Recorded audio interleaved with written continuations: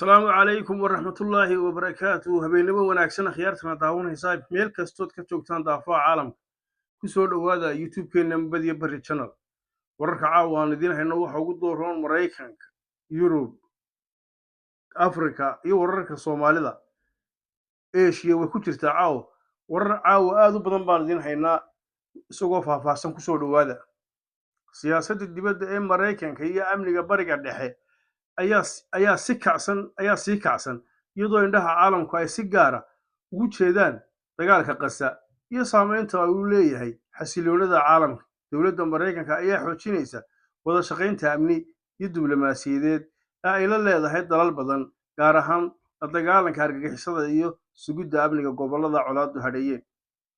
Dhanka kale, gudaha Mareykanka, howlgallada la xidhiidha hay'adda ICE dadka la xidhay ayaa sii kordhaya dood siyaasadeed ee ku saabsan socdaalka. Dhanka kale, warar ayaa sheegaya in maraakiib dagaal oo Mareykan ah ay ku sugan yihiin meel u dhow Khaliijka Carabta, taasoo la xidhiidha xiisadda u dhaxaysa Mareykanka iyo Iiraan. Dhanka kale, Donald Trump ayaa baraha bulshada ku dhejiyay muuqaal lagu muujinayo Barack Obama iyo Michelle Obama oo loo ekeysiyay daanyeero, taasoo si weyn loogu tilmaamay cunsuriyad. Muuqaalkaas wuxuu kiciyay cambaarayn ballaadhan oo ka timid siyaasiyiin, ururo xuquuqda aadamaha iyo dadweyne kadib cadaadis xooggan. Boostiga waa la tirtiray, balse Trump ma bixin raaligelin. Dhanka kale, wararkaan idin haynay Yurub, dalal ka tirsan Yurub sida Spain iyo Portugal ayaa wajahaya digniino la xidhiidha cimilo xumo, duufaano iyo roobab xooggan, kuwaasoo saameyn kara nolosha dadka iyo safarada. Dhanka kale, tamarta ciyaaraha qaaradda Yurub ayaa si xawli u socota, iyadoo ciyaartooy iyo xulal badan ay isu diyaarinayaan tartamo waaweyn. Wararka caawa idinka hayna Afrika waxa ugu dooran Masar ayaa sii xoojinaysa doorkeeda midowda Afrika, iyadoo diiradda saaraysa nabadda, amniga iyo horumarinta qaaradda.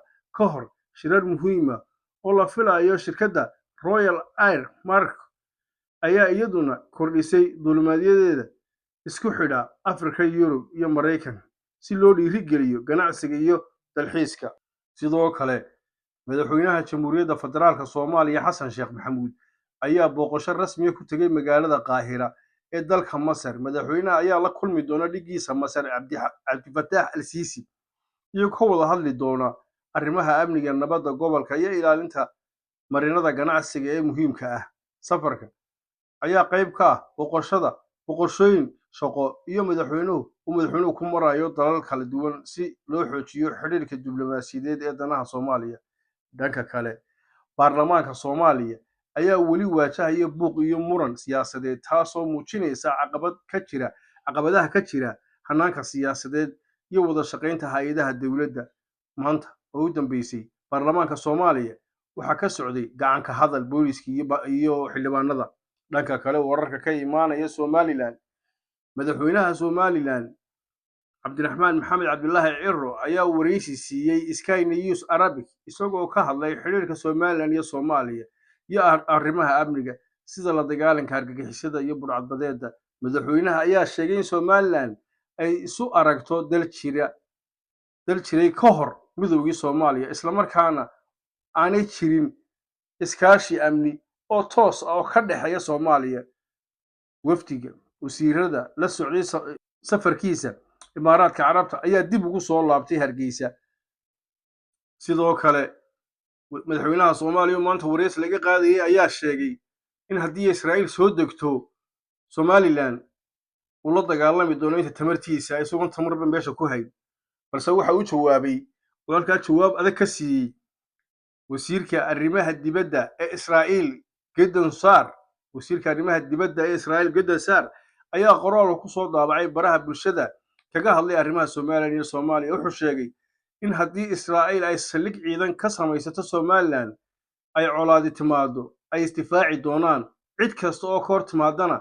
Wuxuu sidoo kale dhaliil u jeediyey madaxweynaha Soomaaliya, isagoo sheegay in dowlad la dagaalamaysa Al-Shabaab ay adkaan karto inay la tartanto awood militari oo Israa'iil ah qoraal kale ayuu ku xusay qorshe lagu magac daray xidhiir cusub oo badda cas ah, kaasoo la sheegay inuu ku midaysan yahay Israa'iil, Indiya, Imaaraadka Carabta iyo Itoobiya iyo Somaliland. Isagoo sii wata hadalkiisa wuxuu yidhi madaxweynaha Somaliland oo ku sugan Imaaraadka Carabta ayaa la filayaa inuu booqasho ku tago dalka Israa'iil maalmaha soo socda, iyadoo la sheegay in safarkaasi noqon doono mid taariikhi ah oo lagu saxeexan doono heshiisyo la xidhiidha iskaashi siyaasadeed iyo dhaqaale iyo horumarineed.